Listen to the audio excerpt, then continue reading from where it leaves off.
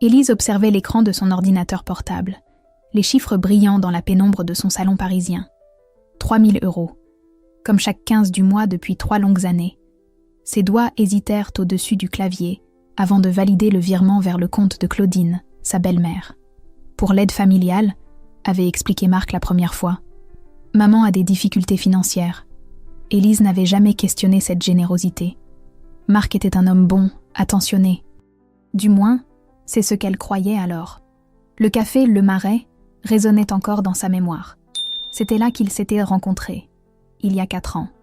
Marc sirotait un expresso, les yeux perdus dans la contemplation de la rue Saint-Antoine. Quand leurs regards s'étaient croisés, Élise avait senti quelque chose de profondément mélancolique en lui. « Je suis veuf », avait-il confié dès leur 2e rendez-vous. « Ma femme Claire est décédée dans un accident de voiture il y a 5 ans. » Non. Les larmes qui avaient perlé dans ses yeux avaient achevé de conquérir le cœur d'Élise. 6 mois plus tard, ils se mariaient dans une cérémonie intime. Trop intime, peut-être. Marc avait insisté pour qu'elle coupe les ponts avec ses amis d'université. « Nous deux, c'est suffisant », murmurait-il en caressant ses cheveux. « Je veux te protéger du monde extérieur. » Progressivement, Marc avait pris en charge toutes leurs finances. « Tu as déjà assez de stress avec ton travail de graphiste. Laisse-moi m'occuper du reste. » Élise avait trouvé cela romantique, cette façon qu'il avait de vouloir tout contrôler pour lui éviter les soucis. Mais aujourd'hui, en validant ce énième virement, quelque chose la dérangeait. 3 000 € représentaient presque la moitié de son salaire. Et Claudine ne la remerciait jamais. Elle ferma l'ordinateur et se dirigea vers la cuisine. Sur le réfrigérateur, une photo de leur mariage la narguait. Marc y souriait, mais ses yeux regardaient ailleurs, toujours ailleurs. Dans leur chambre, Élise remarqua pour la première fois la petite photo encadrée sur la table de nuit de Marc. Claire.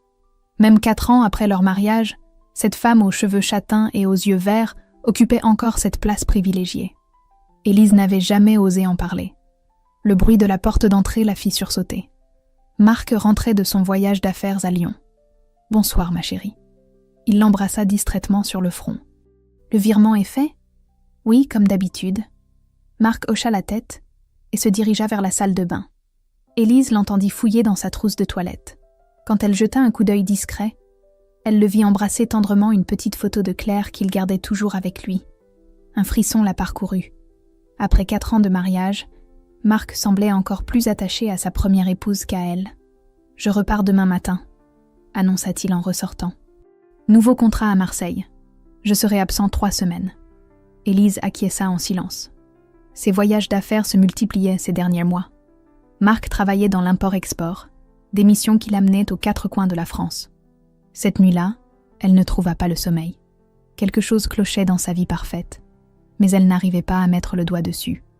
Le lendemain matin, Marc quitta l'appartement avec son habituel baiser machinal. Élise le regarda partir depuis la fenêtre, une étrange prémonition lui serrant le cœur. Elle ne savait pas encore que c'était la dernière fois qu'elle voyait son mari vivant. 3 semaines s'écoulèrent dans un silence inhabituel. Marc n'appelait pas tous les soirs comme à son habitude. Élise attribuait cela à la charge de travail de sa mission marseillaise. Elle profitait de cette liberté retrouvée pour renouer avec quelques amis perdus de vue. Ce mardi matin de novembre, la pluie tambourinait contre les vitres de l'appartement quand le téléphone sonna. 7h23. Élise décrocha d'une main endormie. « Madame Valentin ? Ici le centre hospitalier d'Aix-en-Provence. » Le sang d'Élise se glaça instantanément. Ces mots qu'aucune épouse ne veut entendre résonnèrent dans le combiné avec une froideur administrative. « Votre mari a été victime d'un accident de la route sur l'autoroute A6, hier soir vers 23h30. Je suis désolée de vous annoncer qu'il n'a pas survécu. » Le téléphone glissa de ses mains. Le monde bascula. Marc, mort, à 42 ans. Les heures suivantes s'écoulèrent dans un brouillard opaque. Formalités administratives, identification du corps, organisation du rapatriement. Élise fonctionnait en mode automatique, incapable de réaliser pleinement ce qui venait de s'abattre sur sa vie. Le jour des funérailles, Élise fut frappée par l'étrangeté de l'assistance. Quelques collègues de Marc, Claudine bien sûr, mais personne qui semblait véritablement proche de son mari. Pas d'amis d'enfance, pas de confident. Comme si Marc avait vécu sa vie d'adulte dans un isolement choisi. Claudine, vêtue de noir, pleurait bruyamment près du cercueil. Mais Élise remarqua quelque chose de particulier dans son chagrin. La vieille femme jetait des coups d'œil furtifs vers elle, comme si elle cherchait à jauger ses réactions. De retour dans l'appartement désormais trop grand, Élise entreprit de ranger les affaires de Marc. Dans son bureau, elle découvrit un carnet d'adresses qu'elle n'avait jamais vu. En le feuilletant, un nom attira son attention.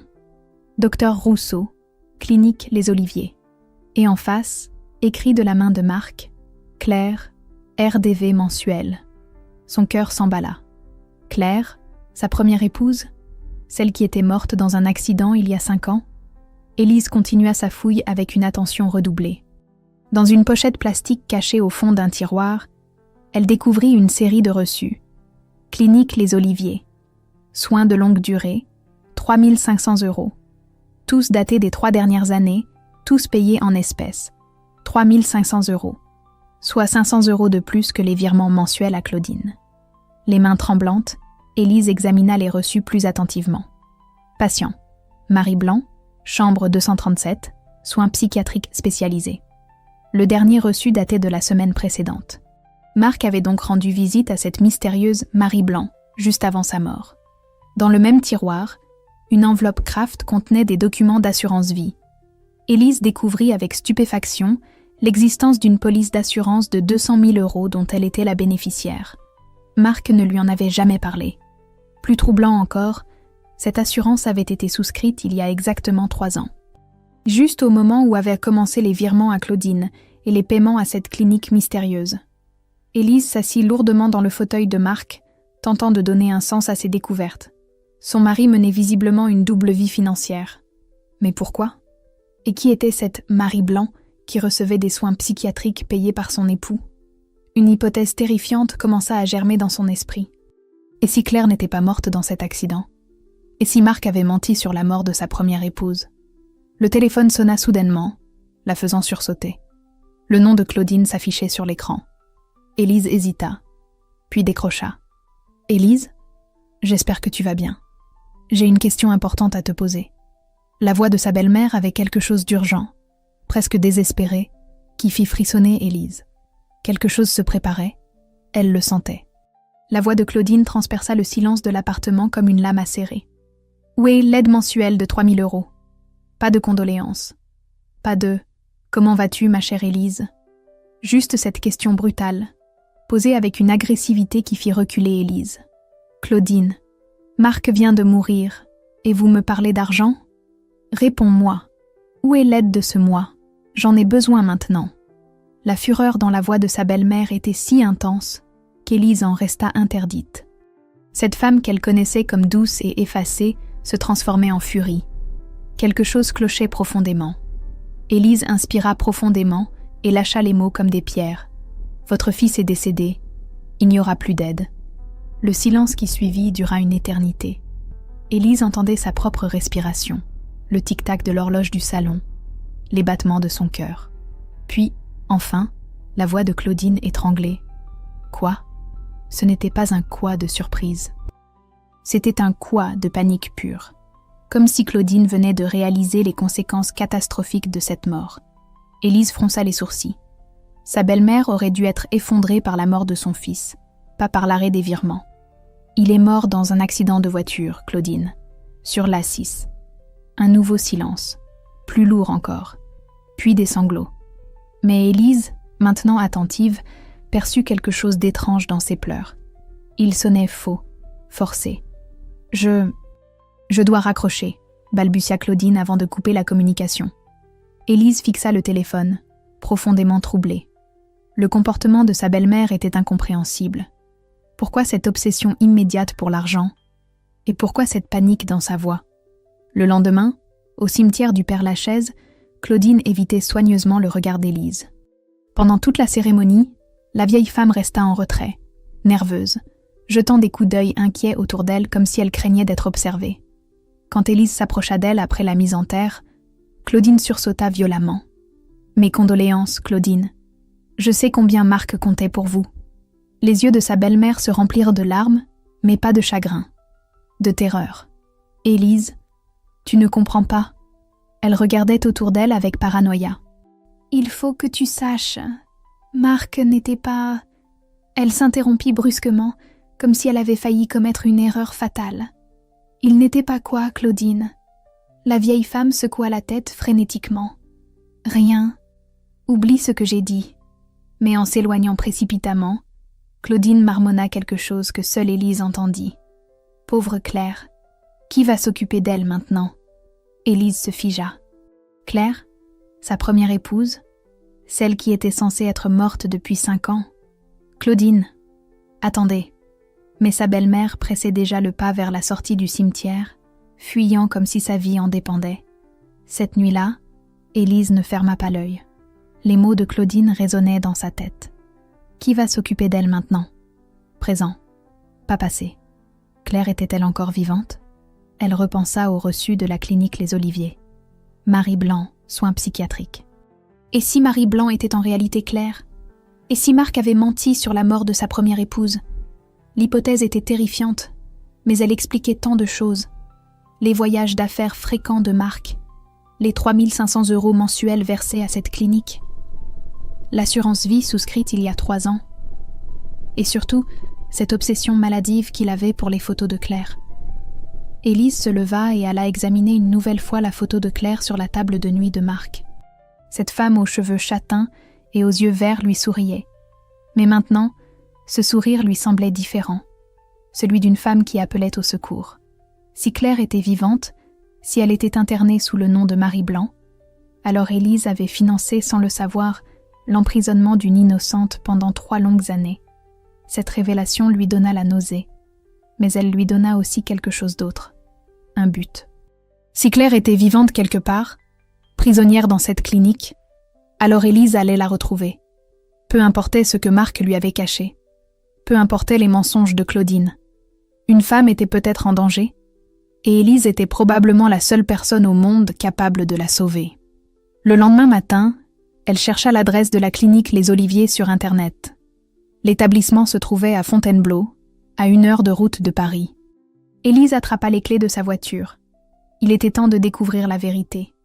Élise roulait vers Fontainebleau, les mains crispées sur le volant. À chaque kilomètre, l'angoisse montait. Et si elle se trompait? Et si Claire était vraiment morte? Mais les mots de Claudine résonnaient encore. Qui va s'occuper d'elle maintenant? Arrivée devant chez sa belle-mère, Élise inspira profondément.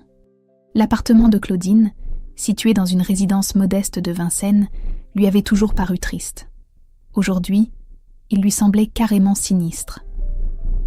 La sonnette retentit longuement avant que la porte ne s'entr'ouvre sur le visage ravagé de Claudine.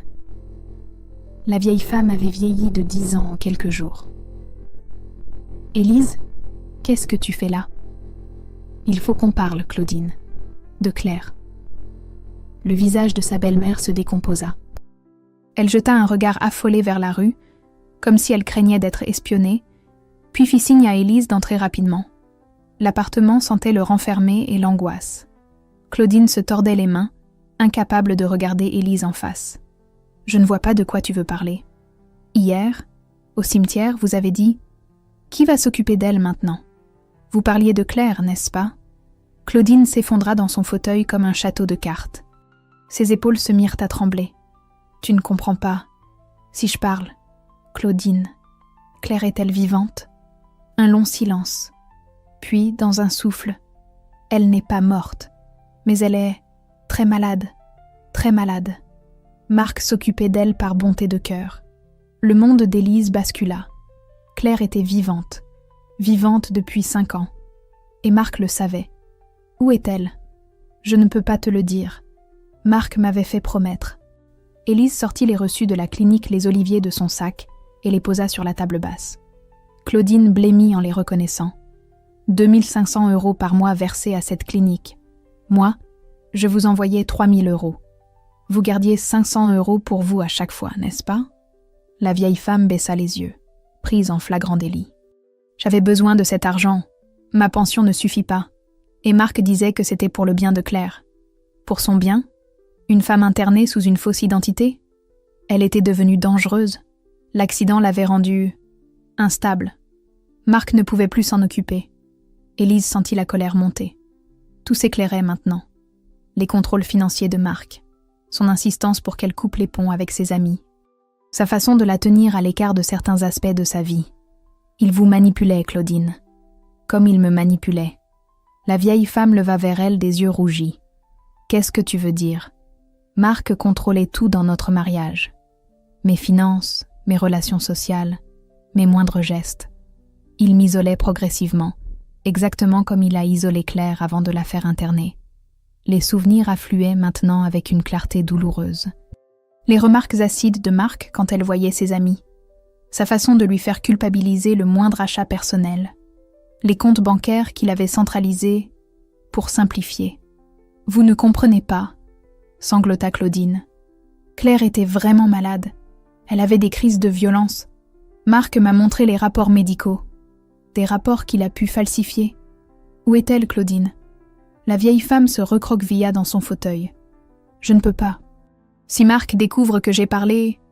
Marc est mort, Claudine. Il ne peut plus vous faire de mal. Mais Claudine secoua la tête frénétiquement. Il avait des complices, des gens qui continuent à surveiller. Ils sauront si je parle. Cette révélation glaça le sang d'Élise. Marc n'agissait pas seul. Il existait un réseau, une organisation qui maintenait Claire prisonnière. Qui sont ces gens? Je ne sais pas. Marc ne me disait jamais rien. Je recevais juste l'argent et je me taisais. Élise se leva, dégoûtée. Claudine était une victime, certes, mais aussi une complice. Pendant 3 ans, elle avait touché de l'argent sale en fermant les yeux sur le sort d'une innocente. Si vous ne me dites pas où est Claire, j'irai à la police. Non. Claudine se dressa d'un bond. Ils m'ont dit que si j'impliquais les autorités, Claire disparaîtrait définitivement. Élise comprit qu'elle n'obtiendrait rien de plus de sa belle-mère aujourd'hui. Mais elle avait confirmé l'essentiel. Claire était vivante, internée quelque part, et des gens voulaient qu'elle reste cachée. En repartant, Élise croisa le regard d'un homme en costume sombre qui semblait surveiller l'immeuble depuis sa voiture. Leurs yeux se croisèrent une seconde. L'homme détourna immédiatement le regard et démarra. Un frisson parcourut Élise. Les complices de Marc étaient-ils déjà au courant de sa visite? Sur le chemin du retour, elle prit une décision. Si Claudine ne voulait pas parler, elle irait directement à la clinique Les Oliviers. Avec ou sans autorisation, elle allait retrouver Claire. Le GPS indiquait 53 minutes jusqu'à Fontainebleau. Élise roulait vers la clinique Les Oliviers, les mains moites sur le volant. Dans son sac, les reçus de 2 500 € semblaient peser des tonnes. Chacun représentait un mois où Claire avait peut-être souffert grâce à l'argent qu'elle avait envoyé. La clinique se dressait au bout d'une allée bordée d'arbres centenaires. Un bâtiment moderne en verre et béton, discret mais imposant. Rien qui évoquait un établissement psychiatrique. Plutôt un hôtel de luxe pour une clientèle fortunée. Élise gara sa voiture et observa les lieux. Des caméras de surveillance scrutaient chaque angle du parking. Un gardien en uniforme patrouillait près l'entrée principale. Tout respirait le contrôle et la discrétion. À l'accueil, une femme blonde d'une 40aine d'années l'accueillit avec un sourire professionnel. « Bonjour, je cherche des informations sur une patiente. » Marie Blanc. Le sourire de l'hôtesse se figea légèrement. « Vous êtes de la famille ? » « J'étais la belle-sœur de la personne qui s'occupait de ses frais médicaux. Je vais appeler le responsable. » Élise attendit dans le hall luxueux, observant le balai discret du personnel médical. Tout semblait parfaitement organisé, mais quelque chose dans l'atmosphère la mettait mal à l'aise. Un homme en blouse blanche approcha. La trentaine, cheveux châtains, regard perçant, mais bienveillant. « Madame Valentin, je suis Julien Moreau, infirmier en chef. On m'a dit que vous vous renseigniez sur Marie Blanc ?» Le nom de Marc semblait avoir provoqué une réaction chez lui. Une micro-expression de surprise, vite réprimée. « Vous connaissiez mon mari ?» Julien hésita une seconde de trop. « Monsieur Valentin venait régulièrement rendre visite à cette patiente. Nous sommes désolés pour votre perte. Pouvez-vous me dire comment va Marie ? C'est compliqué. Elle souffre de troubles psychiatriques sévères suite à un traumatisme crânien. Son état nécessite des soins constants. » Élise sortit la photo de Claire de son sac, celle qu'elle avait prise sur la table de nuit de Marc. Est-ce que c'est elle ? Le visage de Julien se décomposa. Il regarda rapidement autour de lui, comme s'il craignait d'être entendu. « Je ne peux pas discuter de cela ici. » Retrouvez-moi au café de la gare dans 1 heure. » Il s'éloigna rapidement, laissant Élise plus troublée que jamais. Sa réaction confirmait ses soupçons les plus terrifiants. 1 heure plus tard, dans le petit café enfumé face à la gare de Fontainebleau, Julien était déjà installé à une table du fond. Il semblait nerveux, jetant des coups d'œil inquiets vers la sortie.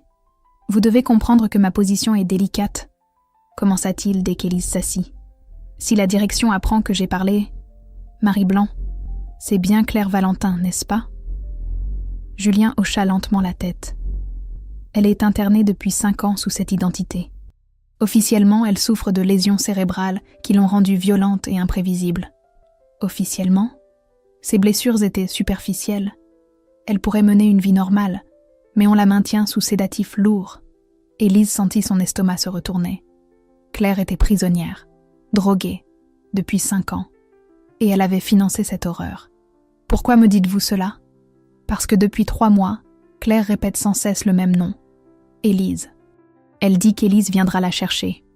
Un frisson parcourut Élise. Même droguée, l'esprit de Claire avait gardé espoir. « Je veux la voir. » Impossible. Seul le mari et la belle-mère figurent sur la liste des visiteurs autorisés. Marc est mort. Je sais. C'est pour ça que j'accepte de vous parler. Claire ne reçoit plus aucune visite depuis 3 semaines. Elle dépérit. Julien se pencha vers elle, sa voix se faisant plus urgente. « Écoutez-moi bien. Si vous voulez vraiment aider Claire, il faut agir vite. Sans les paiements mensuels, la direction va bientôt la transférer dans un établissement public. Là-bas, elle disparaîtra définitivement dans le système. » Élise comprit qu'elle était la dernière chance de Claire, la seule personne au monde capable de la sauver. Que faut-il faire ? Le plan de Julien était audacieux. Le dimanche suivant, pendant le changement d'équipe, il ferait passer Élise pour une nouvelle psychologue consultante. 15 minutes maximum dans la chambre de Claire.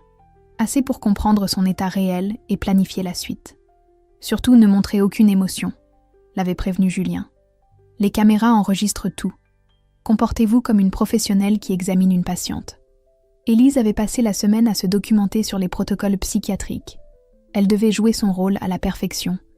Une seule erreur, et Claire disparaîtrait définitivement. Le dimanche matin, vêtue d'un tailleur sobre et munie d'un porte-document, Élise franchit les portes de la clinique. Son cœur battait si fort qu'elle craignait qu'on l'entende. Julien l'attendait près des ascenseurs, professionnel en apparence mais le regard chargé d'anxiété. « Docteur Martin, notre nouvelle consultante », annonça-t-il à ses collègues. « Elle va évaluer quelques dossiers complexes. » L'ascenseur monta jusqu'au 3e étage. Un couloir silencieux, éclairé par des néons blafards. Des portes numérotées s'alignaient de chaque côté. La chambre 237 se trouvait au fond. Julien composa un code sur le digicode et la porte s'ouvrit avec un bip discret. Élise retint son souffle. Sur le lit, une femme amaigrie aux cheveux châtains emmêlés fixait le plafond d'un regard vide. Mais c'était bien elle. Claire, la femme des photos, vieillie de 5 ans, brisée par la captivité. « Bonjour Marie », dit Julien d'une voix professionnelle. « Je vous présente Docteur Martin.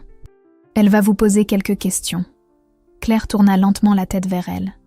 Ses yeux verts, autrefois pétillants sur les photos, semblaient éteints par les médicaments. Mais quand son regard croisa celui d'Élise, quelque chose s'alluma au fond de ses pupilles. « Élise » murmura-t-elle d'une voix rauque. Le choc fut si violent qu'Élise faillit s'effondrer. Claire la reconnaissait. Malgré les drogues, malgré 5 ans d'enfermement, elle avait gardé l'espoir qu'Élise viendrait. « Comment vous sentez-vous aujourd'hui, Marie ?» parvint à articuler Élise d'une voix qu'elle espérait professionnelle. « Je veux rentrer chez moi », répondit Claire, les larmes coulant sur ses joues creusées. « Il me donne des pilules qui rendent tout flou. Mais je me souviens. Marc m'a fait du mal. » Élise jeta un coup d'œil vers Julien, qui surveillait discrètement le couloir.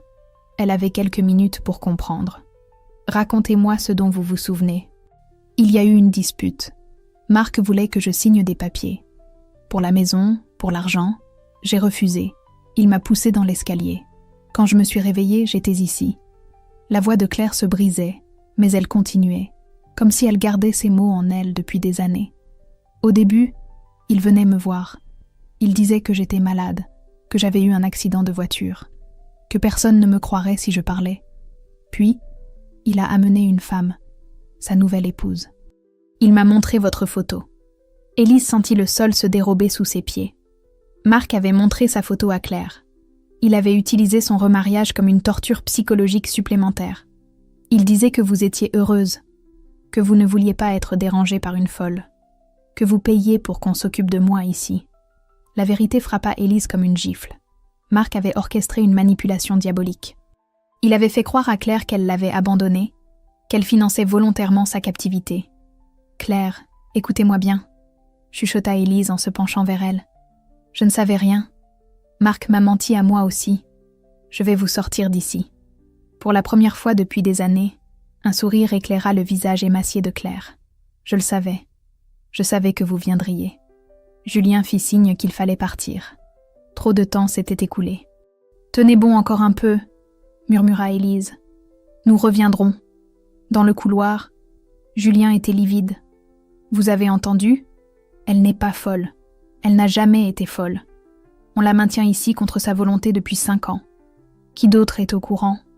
Le docteur Rousseau, le directeur médical. C'est lui qui supervise son dossier. Et quelques infirmiers de confiance qui touchent des primes pour leur silence. Élise comprit qu'ils affrontaient une véritable conspiration. Marc n'agissait pas seul. Il avait acheté tout un réseau de complicité au sein de la clinique. Comment peut-on la faire sortir légalement ? Il faudrait prouver qu'elle a été internée sous une fausse identité. Mais tous les documents sont falsifiés. Et sans Marc pour témoigner, Julien s'interrompit, réfléchissant rapidement. Il reste peut-être une solution. Les papiers d'identité originaux de Claire. Marc devait les cacher quelque part. Sans eux, impossible de prouver qu'elle est Claire Valentin et non Marie Blanc. En quittant la clinique, Élise était déterminée. Elle allait retourner fouiller l'appartement de fond en comble. Quelque part dans les affaires de Marc se cachait la clé de la liberté de Claire. Mais une question la hantait. Si Marc était capable de briser une femme aussi méthodiquement, qu'avait-il prévu pour elle ? Élise avait retourné l'appartement de Marc de fond en comble sans rien trouver. Pas trace des papiers d'identité de Claire. Il ne restait qu'une seule option. Claudine. Sa belle-mère savait forcément où Marc cachait les documents originaux. Le lendemain soir, Élise téléphona à Claudine, sa voix délibérément tremblante d'émotion. « J'ai trouvé quelque chose dans les affaires de Marc, une cachette secrète avec de l'argent liquide. Beaucoup d'argent. » Le silence à l'autre bout de la ligne fut éloquent. Puis, combien ? Plus de 50 000 €. Je ne sais pas quoi en faire. Marc voulait peut-être que vous en ayez une partie. L'appât du gain fit son effet. Claudine accepta immédiatement de la rencontrer le lendemain dans un café discret près de Vincennes. Le café Le Relais était parfait pour leur rendez-vous. Peu fréquenté, situé dans une rue tranquille, avec des box isolées au fond de la salle. Élise arriva en avance et choisit une table d'où elle pouvait observer l'entrée. Claudine apparut à l'heure convenue, plus nerveuse que jamais. Elle jetait des coups d'œil inquiets par-dessus son épaule, comme si elle craignait d'être suivie. « Personne ne t'a vu venir ?» furent ses premiers mots en s'asseyant. « Pourquoi quelqu'un m'aurait suivi ?» Claudine commanda un café d'une main tremblante. Son visage était marqué par l'angoisse et le manque de sommeil.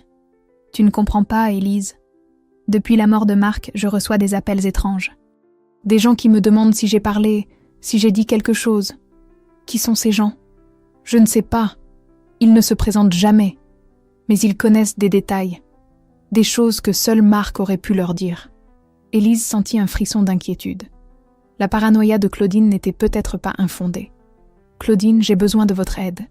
Claire est vivante, je l'ai vue. » Le visage de sa belle-mère se décomposa. « Tu es allée à la clinique ? Mon Dieu, Élise, qu'est-ce que tu as fait ? Une femme innocente croupie là-bas depuis 5 ans à cause de votre silence. Tu ne comprends pas. » Claudine regardait frénétiquement autour d'elle. Marc m'avait prévenu. Si Claire sortait, si elle parlait, elle ferait tomber des gens importants. Des gens dangereux. Quels gens ? Des médecins, des responsables de la clinique. Marc n'était qu'un pion dans un système plus large. Claudine se pencha vers elle, chuchotant presque. « La clinique Les Oliviers, ce n'est pas qu'un établissement psychiatrique. C'est un business. Ils internent des gens gênants contre de l'argent. Des épouses riches dont les maris veulent se débarrasser. Des héritiers encombrants. Claire n'est pas la seule. Cette révélation glaça le sang d'Élise. Marc avait utilisé un réseau criminel organisé pour se débarrasser de sa première épouse. « J'ai peur pour ma vie », avoua Claudine dans un souffle. « S'ils apprennent que j'ai parlé, alors aidez-moi à libérer Claire. C'est le seul moyen de faire tomber ce réseau. » Claudine hésita longuement, tiraillée entre sa peur et sa culpabilité. Les papiers d'identité de Claire, Marc les cachait dans un coffre-fort, chez moi. Élise faillit renverser sa tasse. « Chez vous ? Au cas où il lui arriverait quelque chose. Il m'avait dit que si jamais il mourait, je devais les détruire immédiatement. Vous les avez encore ?» Claudine hocha la tête, les larmes aux yeux. « Je n'ai pas pu. C'est tout ce qui reste de Claire. Sa carte d'identité, son passeport, son acte de naissance, tout ce qui prouve qu'elle existe vraiment. Donnez-les-moi. J'ai peur, Élise. Ces gens, ils sont capables de tout. Justement, plus vite nous agissons, plus vite ce cauchemar prendra fin. » Claudine finit par accepter. Elle convint qu'Élise passerait récupérer les documents le soir même, après la tombée de la nuit. En quittant le café, Élise remarqua la même voiture noire qu'elle avait aperçue la semaine précédente près de chez Claudine. Cette fois, elle était certaine d'être surveillée. Le soir venu, chez Claudine, l'atmosphère était électrique. Sa belle-mère avait fermé tous les volets et vérifié 3 fois les verrous de la porte. « Le coffre est derrière le tableau du salon », expliqua-t-elle en tremblant. Élise découvrit une petite enveloppe Kraft contenant l'identité complète de Claire, carte d'identité, passeport, permis de conduire. Tout était là.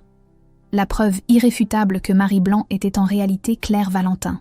« Avec ça, nous pouvons la faire sortir légalement », murmura Élise. Mais au moment de partir, Claudine l'attrapa par le bras. « Fais attention à toi. Marc disait toujours que si Claire parlait un jour, il la ferait disparaître définitivement. Et tous ceux qui l'auraient aidée avec elle. » Élise repartit dans la nuit, serrant précieusement l'enveloppe contre elle. Demain, elle retournerait voir Julien avec les preuves. Ensemble, ils libéreraient Claire. Elle ne vit pas la voiture qui démarra en silence derrière elle. Le lendemain matin, Élise retrouva Julien dans le même café près de la gare. L'enveloppe contenant les papiers de Claire reposait entre eux comme une bombe à retardement. « Avec ça, nous pouvons prouver son identité réelle », chuchota Julien en examinant les documents. « Mais il faut agir vite. Hier soir, le docteur Rousseau a annoncé que Marie Blanc serait transférée dans un établissement public d'ici la fin de la semaine. Pourquoi si vite ? Plus de paiement. Et votre visite l'a rendu nerveux. Il veut s'en débarrasser avant que ça pose problème. » Julien avait élaboré un plan minutieux. Cette nuit même, pendant sa garde, il réduirait progressivement les sédatifs de Claire. Puis, au petit matin, il falsifierait les documents de sortie en utilisant sa vraie identité. Une sortie pour examen médicaux externe, qui ne reviendrait jamais. Et si vous êtes découvert, j'ai copié les codes d'accès du docteur Rousseau. En cas de problème, tout sera imputé à une erreur informatique. L'attente fut interminable. Élise passa la journée chez elle, sursautant au moindre bruit. À plusieurs reprises, elle crut apercevoir la voiture noire dans sa rue. La surveillance se resserrait. À minuit, son téléphone vibra. Un message de Julien. Commencez. RDV 6h, parking nord. Dans la clinique silencieuse, Julien travaillait méthodiquement. Depuis 3 mois, il avait discrètement observé les habitudes du personnel de nuit. Le gardien faisait sa ronde toutes les 2 heures. Les infirmières de garde restaient au rez-de-chaussée sauf urgence. Il se glissa dans la chambre 237. Claire dormait, mais son sommeil semblait moins lourd que d'habitude. Depuis 2 jours, Julien avait réduit de moitié ses médicaments. « Claire ?» murmura-t-il. Elle ouvrit les yeux, plus claire qu'il ne l'avait été depuis des mois. « Julien, qu'est-ce qui se passe ? Élise vient vous chercher. Dans quelques heures, vous serez libre. Mais il faut me faire confiance. » Pour la première fois depuis des années, Claire sourit vraiment. Je savais qu'elle viendrait. Julien lui donna des vêtements civils qu'il avait apportés. « Changez-vous. Dans 1 heure, nous partons. » À 5h30, Julien accéda au système informatique depuis le bureau médical. Ses mains tremblaient légèrement en tapant les codes d'accès du docteur Rousseau. L'écran afficha les options de sortie. Il sélectionna « Transfert temporaire pour examen » et entra l'identité réelle de Claire. Claire Valentin. Sortie autorisée pour examen neurologique externe. Le système valida sans problème. À 6 heures précises, Élise attendait sur le parking nord, les mains crispées sur le volant. Une silhouette apparut à l'entrée de service. Julien, accompagné d'une femme en civil. Claire. Même amaigrie, même marquée par 5 années de captivité, c'était bien la femme des photos. Elle marcha vers la voiture d'un pas hésitant, comme si elle n'arrivait pas à croire à sa liberté. Claire, Élise, elles s'étreignirent à travers la portière ouverte. Claire pleurait, Élise aussi. 5 ans de cauchemar prenaient fin. Il faut partir, les pressa Julien. Dans 2 heures, l'équipe de jour découvrira sa disparition. Mais au moment où ils allèrent démarrer, une voix claqua derrière eux. « Personne ne bouge !» Le docteur Rousseau se tenait à 10 mètres, flanqué de 2 hommes en costume sombre. L'un d'eux pointait quelque chose vers eux. « Vous pensiez vraiment que nous n'étions pas au courant ?» ricana Rousseau. « Monsieur Moreau, vous êtes un infirmier compétent, mais un conspirateur amateur. » Élise sentit son sang se glacer. Ils étaient appris au piège. Marie Blanc retourne immédiatement dans sa chambre. « Quant à vous, Madame Valentin, vous allez découvrir que la curiosité peut être dangereuse. » Claire se serra contre Élise, terrorisée à l'idée de retourner en captivité.